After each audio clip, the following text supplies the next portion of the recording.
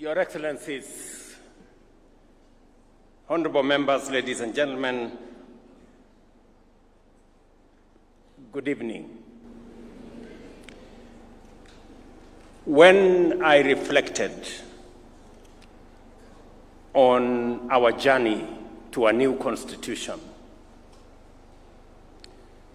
and as has been ably put by those who have spoken before me, especially the former Prime Minister, we were members of the Parliamentary Select Committee that midwifed the constitution-making process. At some point, he was chair. At some point, I was chair. But we all participated in this journey. And as I reflected on our journey towards a new constitution, I was reminded in my conscience that when we got a new constitution, we seemed to have said we are done with matters constitution. And that is why I decided that maybe it is time. It may be 15 years down the road, but it's never too late to do the right thing. And that is why I signed a proclamation for us to celebrate this day, the day that we promulgated a new constitution, as Katiba Day. And I want to thank all of you for honoring my invitation so that we can do this together.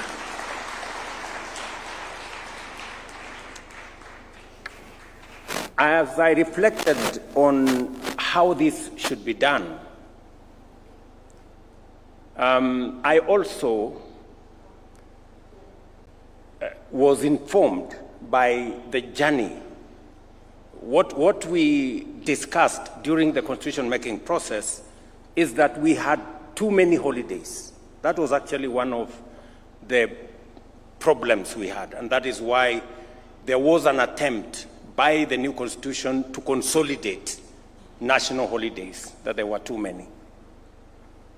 And so it was the reason why I also thought, in the spirit of this constitution, we should not make this a national holiday where there is no work. And partly why I thought maybe we should have this occasion in the afternoon so that people can work in the morning. It was my thinking. But maybe we can refine that as we go forward. But the Constitution of Kenya 2010 was born out of people's deepest desire for justice, inclusivity, and dignity. We longed for a country where power belongs to the people, where no Kenyan is left behind, and where rights and freedoms are guaranteed for all. Today, on the 15th anniversary of the enactment of the Constitution, we celebrate Katiba Day to honor the covenant and to renew our fidelity to its vision. This Constitution is acclaimed across the world as one of the most progressive and transformative. It is our solemn duty to preserve it, protect it, and to ensure its full implementation. Ladies and gentlemen, our Constitution was born out of hard and painful lessons. The tragic events, for example, of 2007-2008 remind us how far our nation could descend when institutions fail, when resources are hoarded by a few, and when divisions are cynically exploited. From that moment of crisis, we made a solemn resolve: never again. Never again would Kenya be brought to the brink of collapse by impunity and injustice. For we knew that we, as a people, deserved better, and our country demanded better. Katiba 2010 became our national testimony, our solemn vow to build a free, democratic, inclusive, and united Kenya. Over the past 15 years, we have walked that journey. We have injected life into this great chapter. Fellow Kenyans, as stipulated in Article 174, devolution has come alive. It has fostered equity by distributing resources fairly and addressing historical imbalances. Many have been mentioned. Matters to do with health. Many counties, for the first time, had doctors in facilities. We've been told about the first cesarean session done in Mandera County for the first time under devolution, and many, many testimonies could follow. Since the birth of devolution 12 years ago, the national government has transferred a total of 4 trillion to counties. Today, every corner of Kenya has a functional county government, closer to the people than ever before. From our first day in office, I affirmed that devolution would not merely be a constitutional provision, but the crown jewel of our democratic governance. I pledged to accelerate the full transfer of all outstanding devolved functions as assigned in the 4th schedule of our Constitution, together with the requisite resources. This commitment was formalized during the 11th National and County Government Coordination Summit in Nairobi on the 16th of December 2024. Today, all 14 devolved functions have been conclusively delineated, unbundled, and formally gazetted, eliminating long-standing ambiguities that hampered service delivery and fueled intergovernmental disputes. To further underscore this commitment, 2 weeks ago, I signed into law 2 landmark pieces of legislation: the County Public Finance Law Amendment Act of 2023 and the County Allocation of Revenue Act 2025. In line with Article 217 of the Constitution, these laws reinforce the principle of equitable revenue sharing among counties, guarantees fairness in the distribution of national resources, and empowers county assemblies to play their rightful role and clearly define the respective mandates of both national and county governments. Under my leadership, the national government is committed to support devolution by ensuring timely disbursement of funds and steadily increasing allocation to counties. Under the Division of Revenue Act 2025, we have allocated an unprecedented 415 billion to counties. As chairman of the Council of Governors, FCPA Ahmed Abdullahi has affirmed nearly 30 billion shillings more than last year's 387 billion. I know that my good friend Abdullahi has urged that we should enhance allocation to counties, and I have committed that we will continuously do that. But I also want to ask for the assistance of my county government leaders, the governors. The job of mobilizing resources is a very difficult job. As I mobilize resources nationally, I also want you to work with me and to assist me to mobilize resources at the county. Don't leave the business of mobilizing resources to me.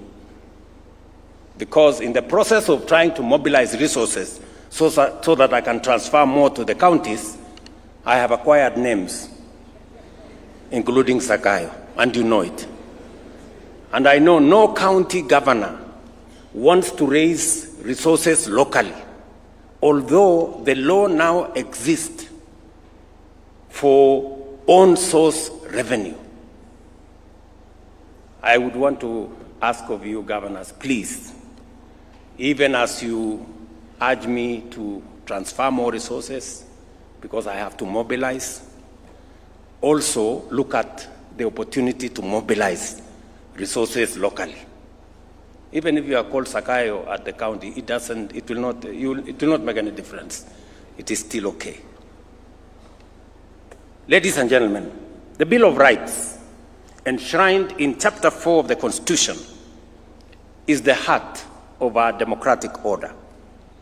It guarantees every Kenyan fundamental freedoms and socio-economic rights, including the right to education, health, housing, food, water, and dignity, as set out in Article 43. Over the past 15 years, we have worked diligently to breathe life into these rights. And I say this in the full understanding that for citizens of our nation to be able to enjoy our democratic credentials, to be able to enjoy the rule of law and constitutionalism, there are rights guaranteed under Article 43, social and economic rights, that are fundamental to citizens enjoying other rights. A Sikh, ignorant, uneducated,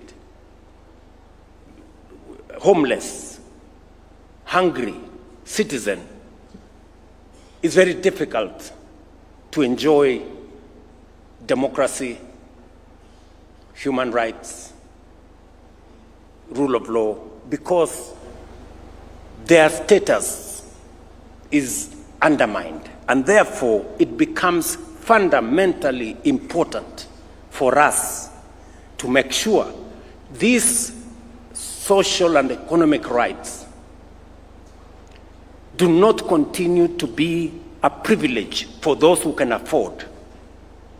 They should be a right for every citizen, because that is what the Constitution says. And therefore, I want to ask all of us as leaders in the executive, in the legislature, in the judiciary, that as we exercise the authority that we've been given by the Constitution, let us keep the people, the rights of the people at the center, so that we do not undermine their right to housing. We do not undermine their right to health. We do not undermine their right to education. And that all our acts work in concert to facilitate the attainment of those rights by the people of Kenya. We have worked diligently to breathe, as I said, life into these rights. Free primary and day education has opened doors to opportunities for millions of children from every corner of our nation. We have successfully transitioned to the competence-based education and training system, making our education more relevant, practical, and aligned with the demands of the 21st century. Our student-centered funding model is expanding access for learners while securing the sustainability of our universities. By January next year, we will have recruited a record 100,000 new teachers in just 3 years, a significant achievement that has strengthened our education system and improved learning outcomes across the country. This is in addition to the construction of 23,000 classrooms that have been done in collaboration with our members of parliament using the NGCDF. Fellow Kenyans, our affordable housing program is delivering safe and decent homes to families across the country, affirming that shelter is not a privilege for a few, but a constitutional entitlement for every Kenyan. Today, over 160,000 housing units are under construction, each one providing not only a roof over a family's head, but also creating thousands of jobs for our young people, artisans, and professionals. As I committed, we will be handing over the next 5,000 units right here in Nairobi, as we do it in other counties this month.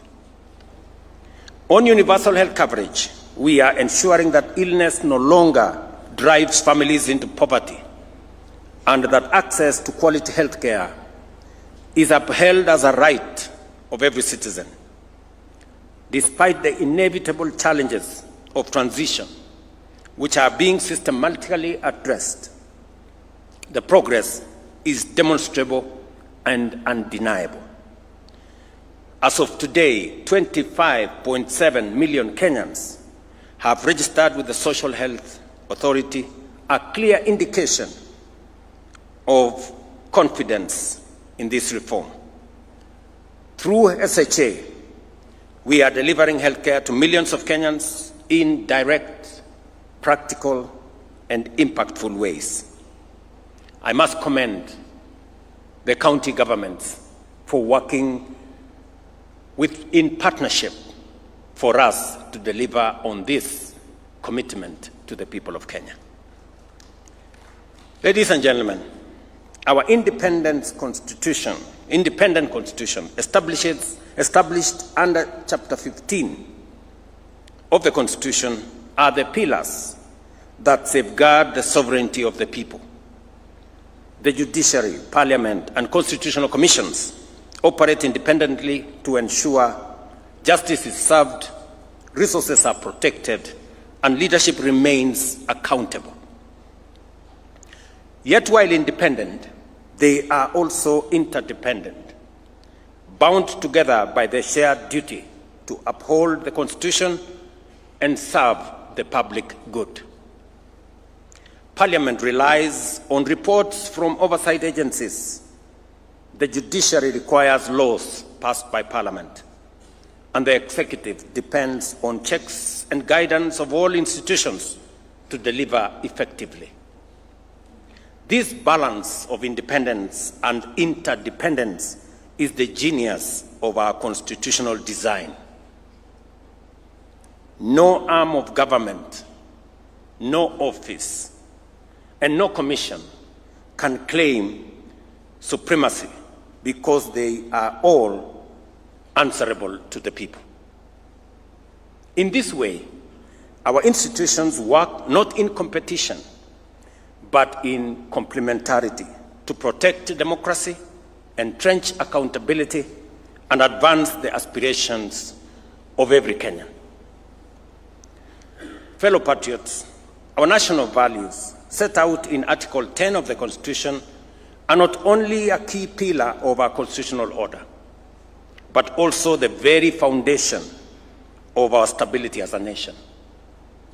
They remind us that Kenya must always be anchored in patriotism, national unity, democracy, participation of the people, human dignity, equity, social justice, equality, non-discrimination, integrity, transparency, and accountability. Today, on this Katiba Day, as we renew our commitment to the ideals of the Constitution, we must ask ourselves honest, candid questions.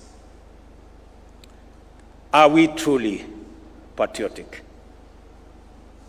Are we living with integrity, both in public and private? Are we inclusive, leaving no one behind? Are we accountable to one another and to our institutions and to future generations. Corruption is a serious threat to our progress as a nation. It undermines our constitution, weakens our institutions, and erodes the well-being of every Kenyan. It is a fact that corruption exists in all arms of government and poses a serious challenge. The executive, the legislature, and the judiciary, and each must confront this menace with honesty and resolve. I have always reiterated my resolve to serve as a responsible steward of public resources. We have digitized and automated government services to seal loopholes and eliminate the opportunities for corruption. Today, Kenyans can access over 22,000 services on eCitizen, up from 325. The results are evident.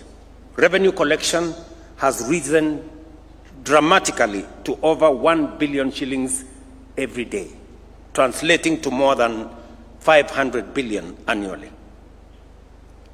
Yet I admit there is still much more to be done to combat corruption within the executive. Corruption must be chased down every alley, every corridor, and every corner of the executive by every well-meaning official and citizen whenever it is spotted. I, William Ruto, President of Kenya, fully support the rigorous and expeditious prosecution of any corruption case backed by evidence. This is the only way to restore trust, uphold the Constitution, and assure Kenyans that no office, no title, and no individual is above the law. Parliament, too, must rise to its duty by passing laws that entrench transparency and close avenues for abuse. I commend Parliament for passing the Conflict of Interest Bill, now law, which I have signed.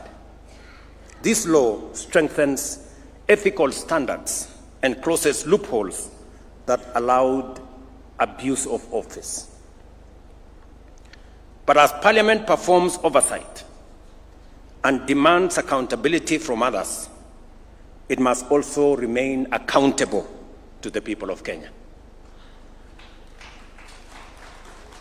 This calls for a candid and honest conversation within Parliament.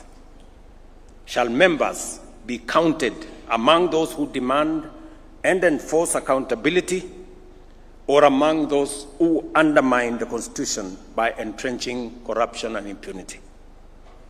That's a question, Mr. Speaker, Parliament must ask itself. Ladies and gentlemen, the judiciary, entrusted under Article 159, must equally guarantee swift, impartial, and credible justice. Justice delayed, it is said, including in corruption cases, is not justice only deferred, but justice actually denied. The judiciary must confront corruption within its own ranks. I am aware of the vigorous and often unsettling conversation around terms like jury pesa.